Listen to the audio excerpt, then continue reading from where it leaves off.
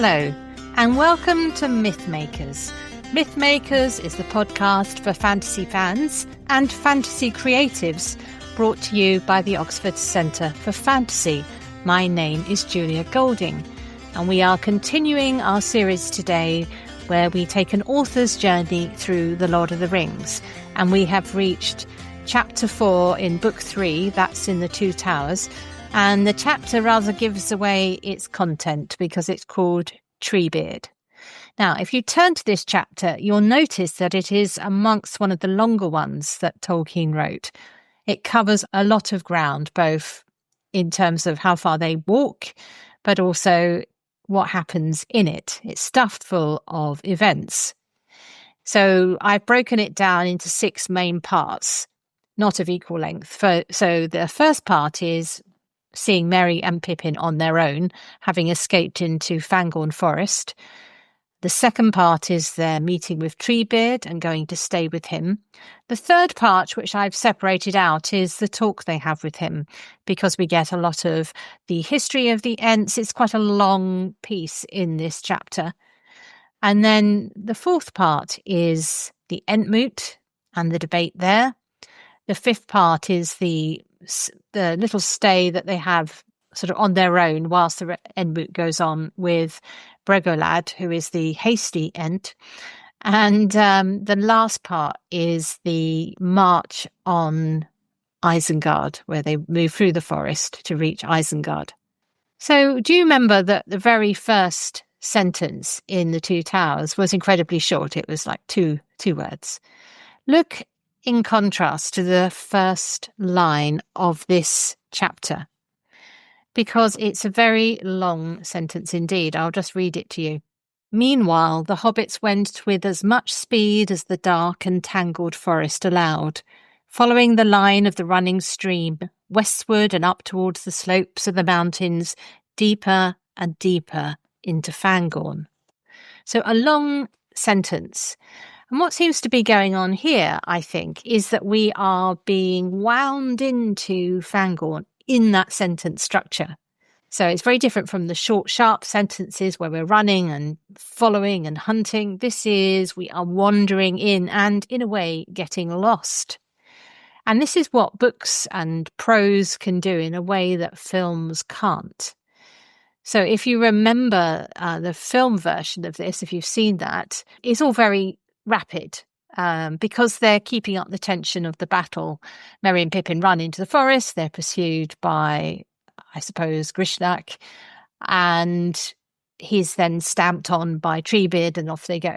This, we have a run into actually getting settled in Fangorn, and it's also very much not the atmosphere of a studio set. The limitations on filming meant the Fangorn of Peter Jackson's films was all in a large sound stage. I'd love to see a filmic version of this where they actually use a real forest, but that probably will happen one day. But this is what books can do. It can build the atmosphere. We don't have to rush from event to event, and we can really get a sense of the landscapes of Middle-earth. Note that we also get more about our characters when we see them in new settings. Locations can have a character of their own. Fangorn is this old bearded forest. We've had the image of them like the first people seeing the first dawn in the previous chapter. Here, their childlike aspect is, and this youthfulness is emphasized by seeing them doing such things as dabbling their sore feet and legs and peering around at the trees that stood silently about them. What you notice on a reread, because remember, a book is so different when you first read it to the rereading. It's like knowing the end of a murder mystery. The second time through is very different. And this is the case here, that we know it is significant that they're drinking from this river and they are feeling a lot better as a result, and no doubt growing an inch or two. Anyway, it's their conversation here that I wanted to highlight. There is a Shire reference here where Pippin talks about the forest as it reminds me somehow of the old room in the great place of the Tooks, away back in the Smiles at Tuckborough. a huge place where the furniture has never been moved or changed for generations. We don't actually visit the Twig house at all. It's referenced, but we are getting a sense of Pippin's background, and he is thinking of the oldest thing he knows, which is this great room, which is associated with the old Twig, who is characterized as a sort of benign Miss Havisham from Great Expectation, wandering around, getting old in the room as he grew old. But of course, what this really goes to point out is the Hobbit's yardstick is so much shorter than everybody else's, that the old Twig is someone who Bilbo can remember, so it's within living memory. And that's the oldest thing he can come across, whereas we know that Treebeard, or we get to know that Treebeard is one of the oldest living creatures in Middle-earth, so eons old. And then another stylistic thing here, just to point out, if you want to describe a place, why not give the description to one of the characters? So we've got Pippin saying, look. He's saying it ostensibly to Merry, but we also look at all those weeping, trailing beards and whiskers of lichen. That image has been used before, but we keep hearing that note played, which is preparing us for meeting the creature who is very much like an old bearded man with his lichen. So the breadcrumbs are being led along to the next meeting. Pippin also characterizes it as the opposite of spring. He says that it's, I can't imagine what spring would look like here if it ever comes. If you remember where we are on the timeline, we are actually on the verge of spring. So presumably there is a spring in Fangorn. But he also says there are no animals, and that's quite an interesting point, that it seems as though the animals have almost been crowded out by the trees. There is a mention of animals later, but we never actually see any, so it does feel an intensely tree-ish place, rather than a forest as we would know it, where animals actually flourish. And Merry, in fact, says the thing about the tree-ishness, this is just dim and frightfully tree-ish. So he is the one who points out that there are no animals here. Anyway, so they move on from there by the happenstance of the sun almost spotlighting a way forward. You never quite know in Middle-earth if it's just luck or if there is something more intentional guiding them. I mean, obviously there's a narratorial intention by the author, but there is also powers at work as we are being told by the characters. They go and climb the hill up to the ledge where there is just one old stump of a tree with two branches left. One thing I wanted to highlight here, again, I've mentioned this several times in this journey, that there are bits in the book which are sort of unremarkable, like nobody's favourite passages, but yet when you find them, you think, wow, that's just so beautifully written. And I think the passages which aren't touched by film versions are even nicer as a result. And this is one of them here. So this rock ledge that they climb up is given a very specific description, and this is the hallmark of Tolkien's landscapes. It's not just a green hill. He gives it absolutely, he's seeing something in his mind and he is relaying that to you. So here we go. The ground was rising steeply still, and it was becoming increasingly stony. The light grew broader as they went on, and soon they saw that there was a rock wall before them, the side of a hill, or the abrupt end of some long route thrust out by the distant mountains. No trees grew on it, and the sun was falling full on its stony face. The twigs of the trees at its foot were stretched out, stiff and still, as if reaching out to the warmth. Where all had looked so shabby and grey before, the wood now gleamed with rich browns, and with the smooth black greys of bark like polished leather. The boles of the trees glowed with a soft green like young grass. Early spring, or a fleeting vision of it, was about them. So I think the learning point here that I take from it is never throw away a place. Always make it something where it is very clearly defined and a place you could walk into, so that the readers feel that you know exactly what you're doing, because these little touches, these deft touches of these unremarkable places is what adds up to the entirety of the enchantment of Middle-earth. And we have another of these quintessentially Tolkienian moments where they stand together and look back out across the heads of the forest. They're now up the hill. And we get the famous line here, once they're up there, where Pippin is unintentionally rude as they're looking back out across the forest. This shaggy old forest looks so different in the sunlight. I almost felt I liked the place. Unfortunately, he's saying that in the hearing of his host. Right, so now we get the introduction of Treebeard. Let's just pause at that point and think about Ents. What are Ents? Where have they come from? Well, I think it's worth following Tolkien's own journey about Ents. He would have come across the word in Old English poetry, where Ents were regarded as giants, the creatures that you might have to battle if you were Sir Gawain out in the wilds. So they weren't necessarily a benign force at all. Remember the old man Willow? We've already had a kind of almost Entish tree, not quite a full Ent, but on the spectrum. And when he first started writing this story, the very, very first thoughts was that Treebeard was in fact, and I found this quite shocking when I came across it in Michael White's biography. But here you go. Treebeard was originally thought of as a hostile figure who imprisoned Gandalf, and it wasn't Saruman who did that. So there, hard to imagine, because I've always thought that Treebeard was in fact one of the best at heart characters. But he started his journey on the other side of the heroes and villains sheet, but was relocated as the role of the Saruman the Wizard developed. And I suppose also in contrast to the mechanized, ruined landscapes, because he stands for the forests and the old world. So Tolkien moved away from that very first thought. And it shows you how, as a writer, do question your first thoughts. But they're good to have, because it's from that where you go, say, well, no, that's wrong. That response is where your story starts.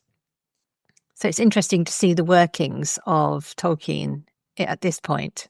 And we also get a very clear impression that one thing that has remained from that initial idea of them being powerful enough to hold on to Gandalf is that they are more powerful than they seem, and they are not to be underestimated. This is one of my favourite introductions of a character in Lord of the Rings because, well, basically Treebeard is sassy. He starts with sarcasm. So I almost felt you like the forest. That's good.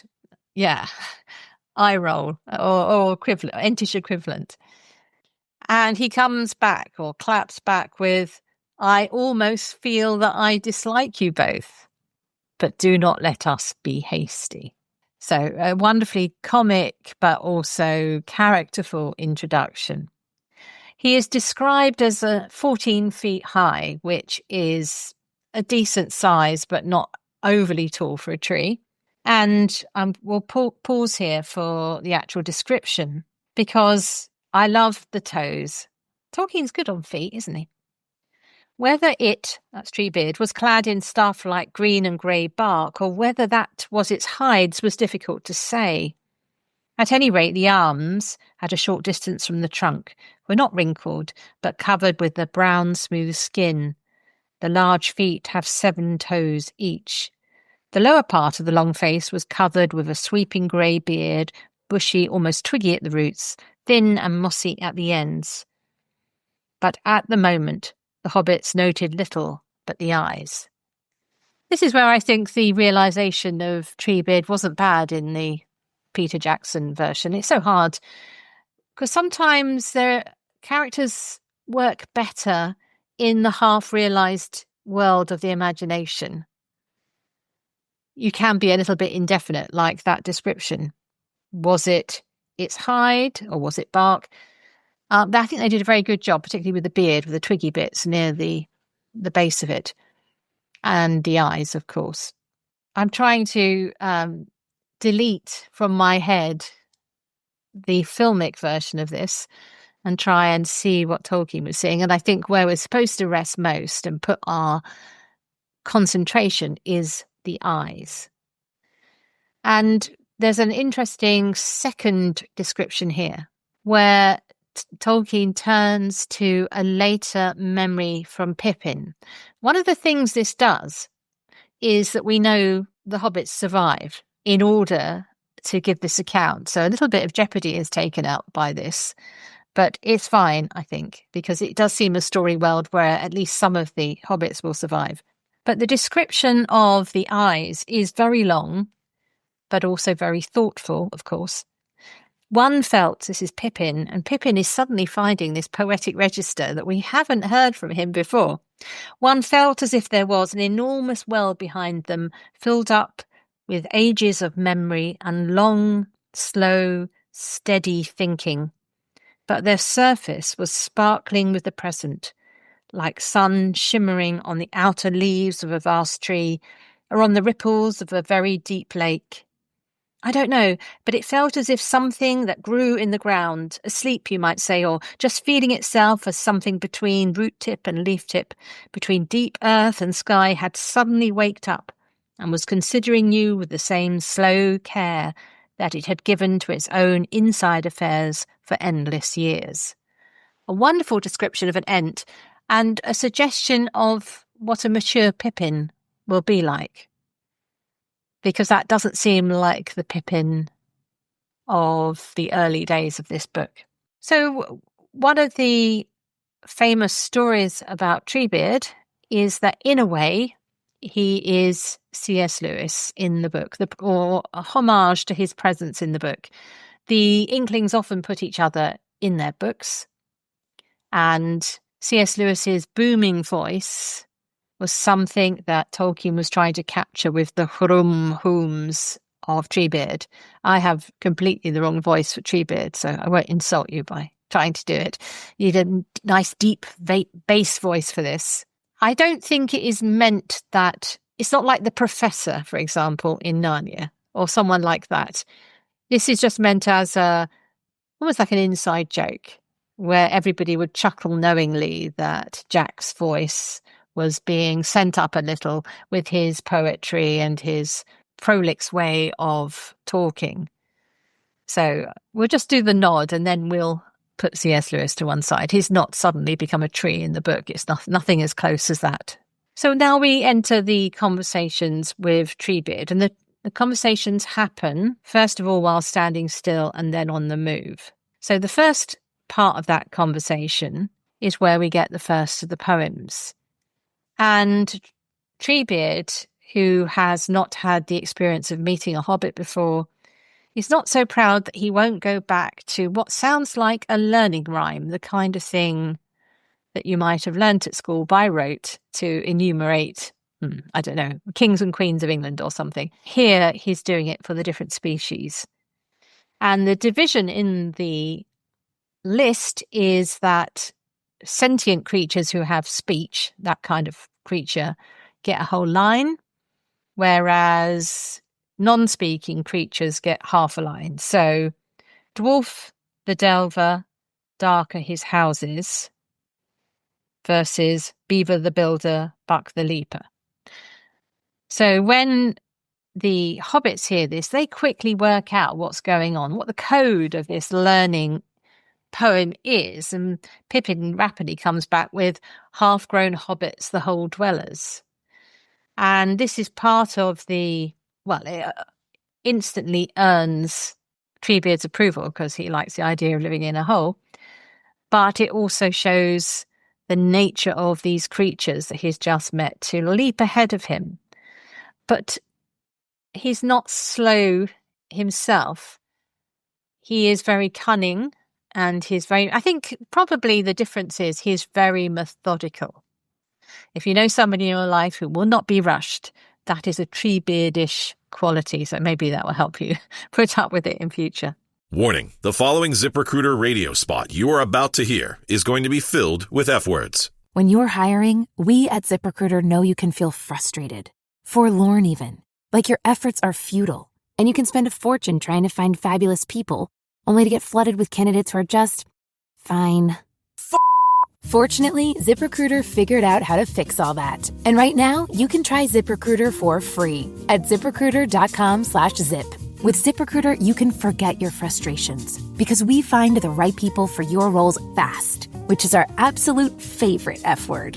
In fact, 4 out of 5 employers who post on ZipRecruiter get a quality candidate within the first day. Fantastic! So, whether you need to hire 4, 40, or 400 people, get ready to meet first-rate talent. Just go to ZipRecruiter.com/zip to try ZipRecruiter for free. Don't forget, that's ZipRecruiter.com/zip. Finally, that's ZipRecruiter.com/zip. Notice the evolution of Treebeard's speech. So he's using mainly common speech to talk to them. And it starts with short sentences. Partly that is because he is not, he's on his guard. But also, one would imagine, because he doesn't use it very often and he's got to remember it. So the first few sentences are very short. Turn around. That's good. No sort of subordinate clauses. And then as he gets more comfortable with them, he gets more and more complicated in what he says. His sentences are longer. And he starts to weave in some of his own language. So there's a sort of unbending. I know Ents don't bend, but there's an unbending in his language, and it becomes more like Entish as it grows. I hadn't noticed that till I read it through this time to see that he does change in the way he speaks. The greetings of the two people, Ent and Hobbit, sort of stand for the differences in their culture. So, we love these exchanges, don't we? They're such great fun. Nobody else calls us hobbits. We call ourselves that, said Pippin. And then they say, here's our names. I am a Brandybuck, Meriadoc Brandybuck, though most people call me just Merry. And I'm a Took, Peregrine Took, though I'm generally called Pippin or even Pip. Very James Bond of them, though this predates James Bond. Surname first, then first name. But poor old Treebeard is rather left standing in the dust. He says, you are hasty folk, I see. And so what he gives them, and is told here as a queer, half-knowing, half-humorous look that comes into his eyes, is he says, if I tell you my real name, we'll be here all day, kind of thing. And he has this line, real names tell you the story of the things they belong to in my language. In the old Entish, as you might say. Now, if there's one thing that you want to take away from where Treebeard is like Tolkien, it's that sentence. For Tolkien, words were the story of the places that they came from. Entish, in a way, is his almost more, I suppose Elvish is the same, but he could see that as an extreme version of his own love of language as telling the story of a place. But he's also aware of how this can be humorous because he is, in a way, sending up himself and other philologists because there's this debate about the nature of what they're standing on. And Treebeard starts his long name, which is reminiscent of those long place names in Wales. And the hobbits try to come up with answers for what that means. Hill, shelf, step.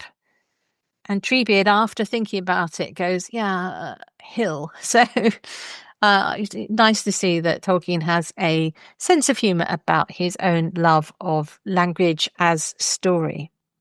There's also a very wise and resonant passage here about trying to work out who's on whose side.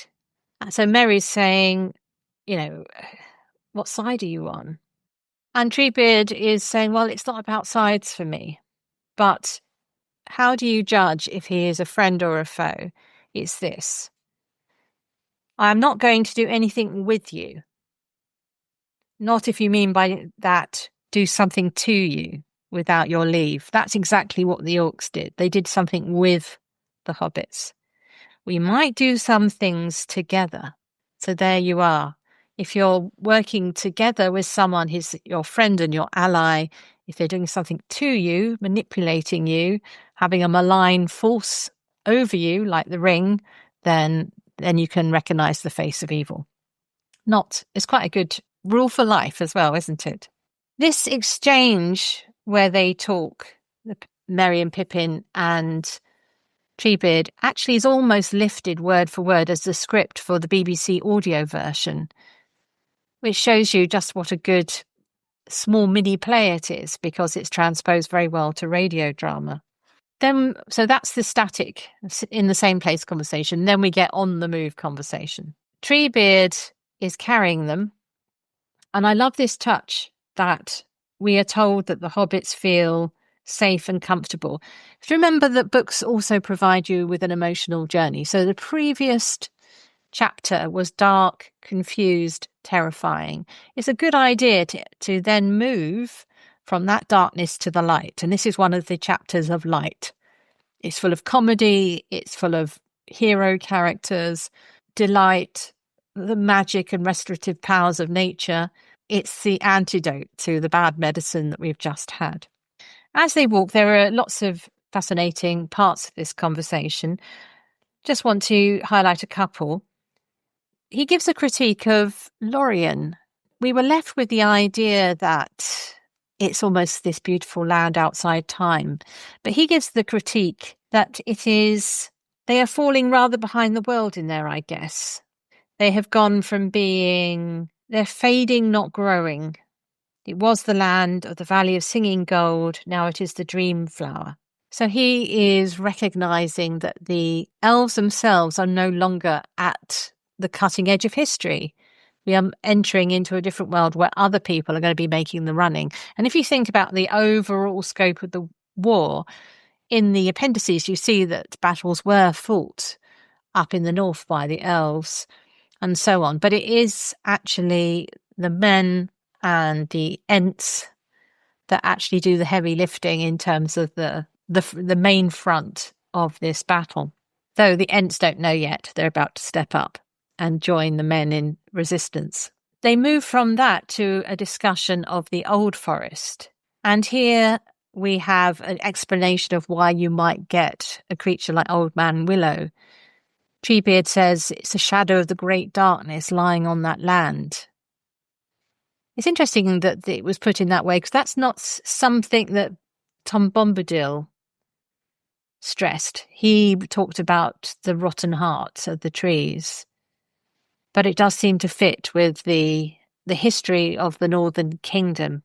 And Treebeard goes on to say that the role of the Ents we are tree herds, we old Ents, and sheep get like shepherd and shepherd like sheep. So I suppose a reader might be thinking in our sort of musing, why are there no Ents today? Let's just run with that fantasy. He's saying that they're sort of there. The idea that there's a merging of that property, that they'll get more and more tree-ish, the idea that when we feel the woods are alive, it's because they once were, or maybe still are when we have our backs turned. This is something which C.S. Lewis transposed into Narnia, the idea of the sort of moving, singing trees. And of course, they've both got it from the idea of naiads and dryads and folkloric versions of this. But there's a lot of cross-fertilization of the stories going on here. We get the back history of the Ents here. Treebeard tells us that the elves began it. They woke up the trees. This part where Treebeard is telling his backstory whilst walking is an example of how to give over necessary, well, maybe not even necessary, but interesting background detail, because Merry and Pippin need to know it. Always have that question in your mind. Is it natural that they would ask these questions? Do they need to know it at this point? And they have space, they have time. It's the first few hours of their communication with Treebeard. So all of this feels like the natural kind of conversation he would have. And we have a lovely evocation of what it was like in the very early days of Middle-earth. For example, there's a line here which I've underlined in my notes, where Treebeard says, I used to spend a week just breathing. That gives a sense of the purity of the air, the fact that it was almost all forests, and also the slow passage of time, how spending a week breathing was just what you did if you were a tree. So we've moved into tree time, not hobbit time. And this gives on to a poem. The unity in this poem is that of the seasons, but it's full of places we don't know, unless we go and dig deep in the Silmarillion and the maps and so on. So, assuming you haven't done that when you first come across it here, what makes it work or not, I think, is how much under a spell of the sounds of this language you fall. The fact that he moves between speech and poetry so easily, he shares that in common. The hobbits do that as well at times. The elves do that at times. So it's part of the world of Middle-earth, where to express something in song is as natural as saying it in speech. So that's the conversation on the move.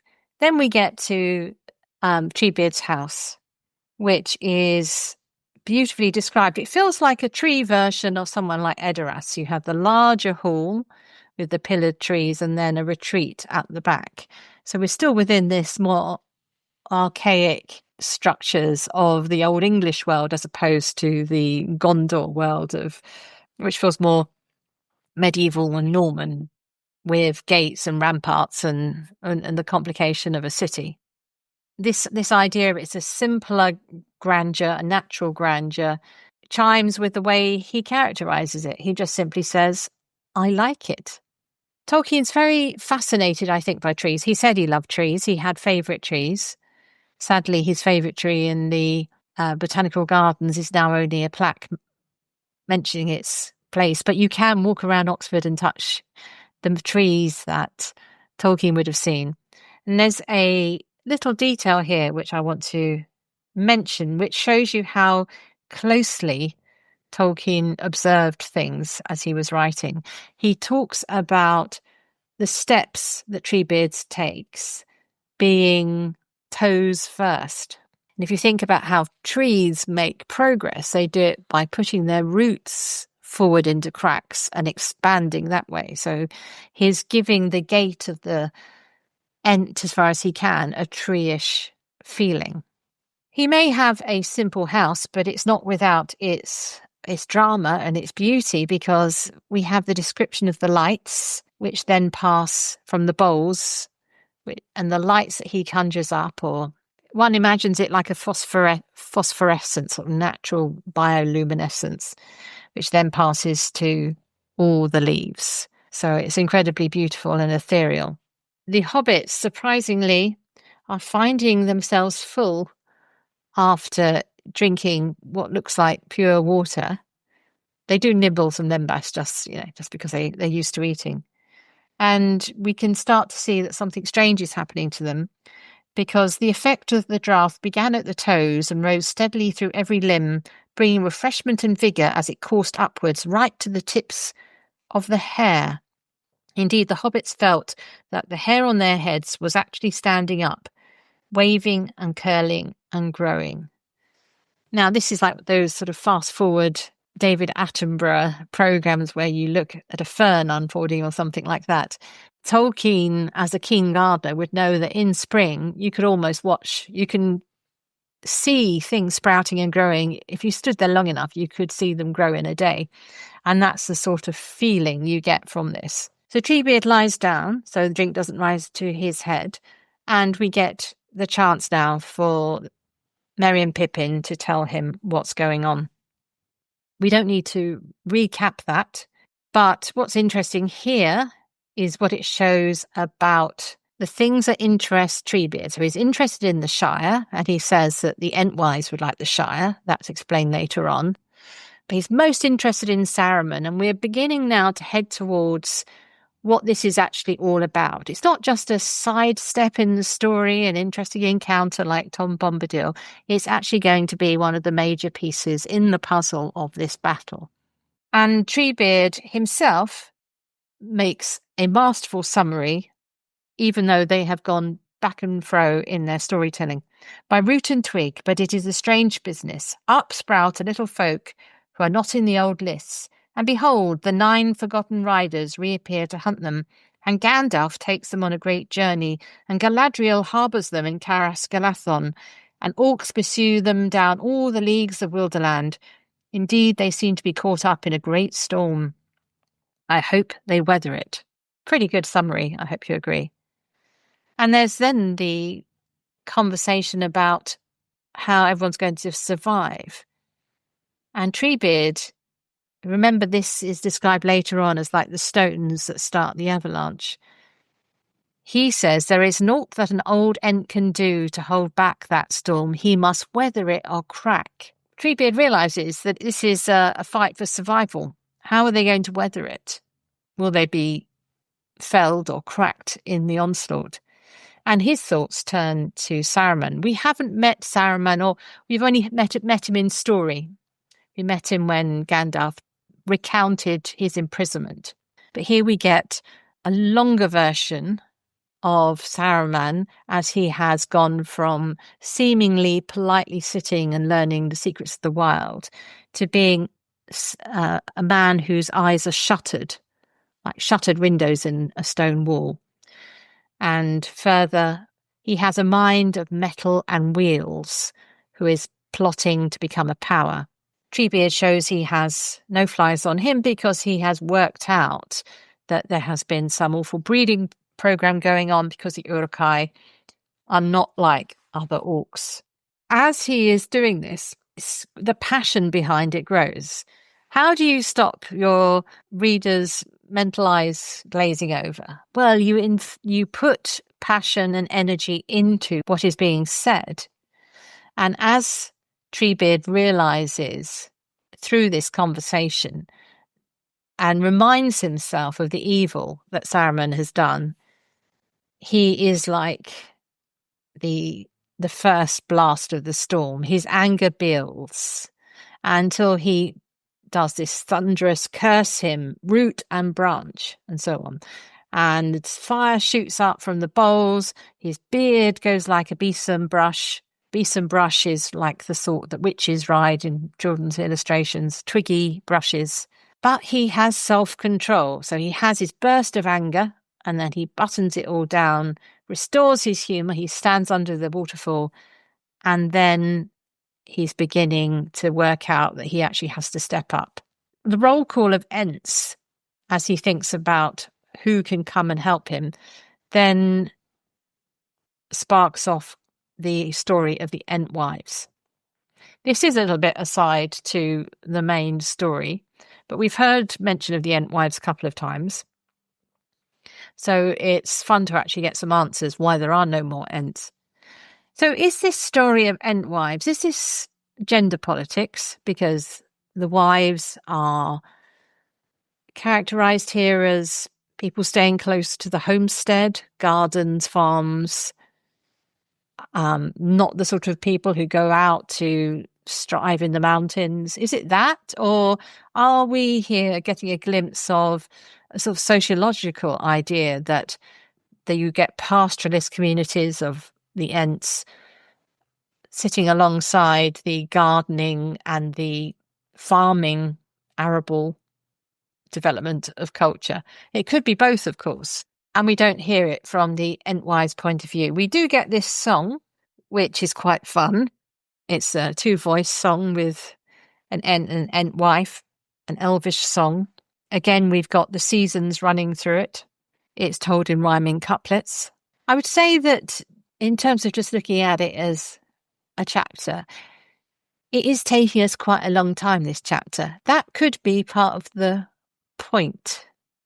But it's also why, when you're doing something like a filmic version of it, you skim through this, because a reader might indulge you in not being hasty, but the demands of a narrative may mean that a blue pencil is needed for a script. So anyway, let's keep on going. The previous day or a few days, Merry and Pippin had been dragged from pillar to post by the orcs. And here we get another of Tolkien's capstone passages. It's on page 81 in my edition, just after the song. It's the equivalent of the look back moment. It's let's take a snapshot. Let's crystallize this moment. Merry and Pippin climbed onto the bed and curled up in the soft grass and fern. It was fresh and sweet-scented and warm. The lights died down and the glow of the trees faded. But outside, under the arch, they could see old Treebeard standing motionless with his arms raised above his head. The bright stars peered out of the sky and lit the falling water as it spilled onto his fingers and head and dripped, dripped in hundreds of silver drops onto his feet. Listening to the tinkling of the drops, the hobbits fell asleep. Somewhere in that passage is the magic of Middle-earth. Right, so the next section, we'll move swiftly on now. We get to the Ent moot. Now, moot, you may have been in moots at school. It's a kind of debate. It is actually an old form of government where smaller units would gather together in a moot to debate. There was legal structures around this in the sort of Anglo-Saxon world. So this, and you still find places called something moot here as a sign of there used to be a moot held there regularly. In this case, we're going to where the Ents hold their moot, which is a place called Dern Dingle. As we go there, there is another evocation of how Treebeard walks along humming all the time. He doesn't speak, he rumbles and hums to the trees. I'm not sure what they were saying in terms of biology in Tolkien's day, but certainly people who deal with trees these days talk about the signals and the interconnectivity of trees, that in a way a forest is a whole living organism. So Tolkien's ahead of the game there in sort of sensing that the trees were in communication with each other. And the fact that this is in daylight and there are so many different contrasts. We go from nighttime to daylight, up mountains. It shows you, please read the book, because filmmakers take shortcuts. The whole of the Entish bit is mainly in gloom and twilight. It makes it easier to do well, it's not easy, but it makes it a little bit easier to do the CGI. There's such a richer diet when you read the Ents in this chapter than watching a brief episode in a film. When we meet other Ents, that's very exciting, because Tolkien has set himself a rule that Ents are like trees, but they're as different as trees are from other trees, which gives us a whole range of descriptors for the different trees. And if you're wanting to write a fantasy world, this is part of the fun. You set yourself a rule about a race or a magic, and then you just run with what that would imply. So if Ents are like trees, it means that you're going to have a tiny little willow tree, like a dwarf willow, but you're also going to have a majestic Douglas fir. So you've got the whole range to play with. So rules are vital to fantasy, to make the fantasy work, but also great fun to play with. Another, I keep mentioning the film, I was sort of pleased with the way they did the Ents, but also disappointed. So, for example, here, in order to propel the narrative on, Merry comes across as being quite rude and sort of get a move on. Here, the hobbits are they are the necessary spark that lights this fire, but they are also guests, and they wait for the Ents to move at their own pace. So there isn't that tension and that annoyance that you get in the film version. Though Merry, in this version, does mention that Ents aren't as safe or funny as they seem, and Pippin has this very telling comparison between the difference between an old cow chewing in a field and a charging bull. And we also have a reminder here of the longing for their companions because they feel outsiders in this Ent world. There's a short series of, I think it's a day and a night, where they stay with Bregalad. And Bregalad, it has already made his mind up. He's called Quickbeam. So Tolkien has chosen a tree that sounds hasty. And unlike Treebeard, Bregalad takes them hand in hand as they walk around his favourite places and go to his home. He is differentiated from Treebeard by being, I would say, the merry Ent. All that day they walked about in the woods with him, singing and laughing, for Quickbeam often laughed.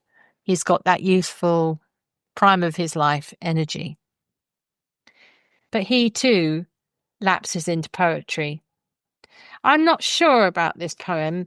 I do love Tolkien's poetry, but this particular one does sound, well, the declaration of O may fit with the sort of hollow sound of an Ent hoot, bellow, but it also sounds easily parodied.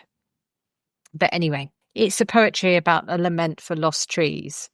O Rowan dead, upon your head your hair is dry and grey, your crown is spilled, your voice is stilled for ever and a day. So we're with lots of internal rhymes there. I don't know, not my favourite of Tolkien's poetry, I must admit. One more writing point here. If you're going to say, and they waited, make each moment of waiting seem a bit flavoured a bit differently. So, for example, a second night came, and still the Ents held conclave under hurrying clouds and fitful stars.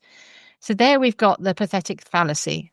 A pathetic fallacy is where you project onto the outside world, particularly weather, that it's what you're feeling. So say if you're feeling sad and it's raining, pathetic fallacy is that it's crying.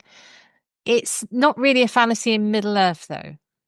Hurrying clouds and fitful stars may reflect the mood of the hobbits, but there is a sense that the whole of nature in Middle-earth is an emotional landscape. So it perhaps doesn't quite follow the same thing of our real-world version of pathetic fallacy.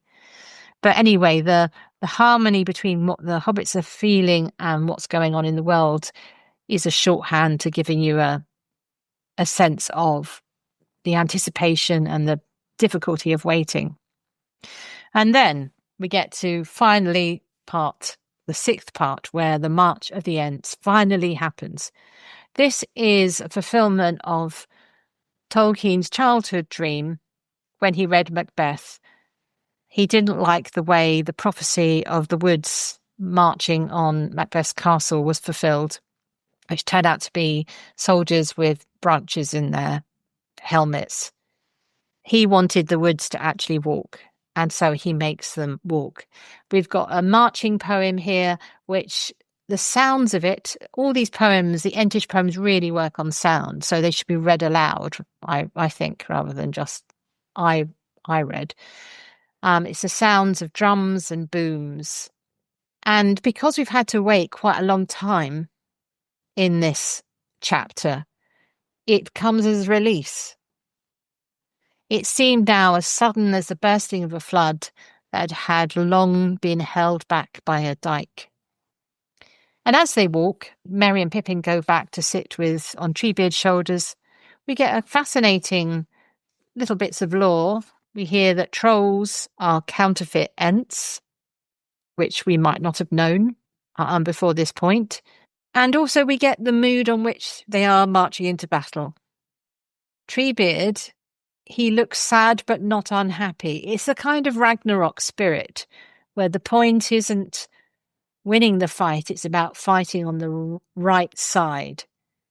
So they know, or Treebeard knows, that this may be the last march of the Ents, but they are actually on the right side by doing this. And we get the suggestion of the Macbeth fulfillment here. What we now later learn are called horns are joining them. The trees are moving in behind to swell their army. And after this magnificent chapter, which ends with this trumpet call and the march and the sound, it goes silent, and you get the dramatic end with Treebeard saying, "Night lies over Isengard. We are on the eve of the battle. We've reached our target." And that, dramatically, is where Tolkien cuts away and takes us back to the other characters. Leave the suspense make us wait for the payoff. What happens to the Ents? And we won't find out for quite some time.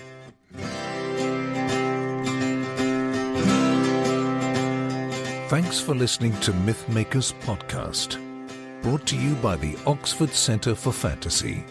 Visit oxfordcenterforfantasy.org to join in the fun. Find out about our online courses, in-person stays in Oxford, plus visit our shop for great gifts. Tell a friend and subscribe wherever you find your favourite podcasts worldwide.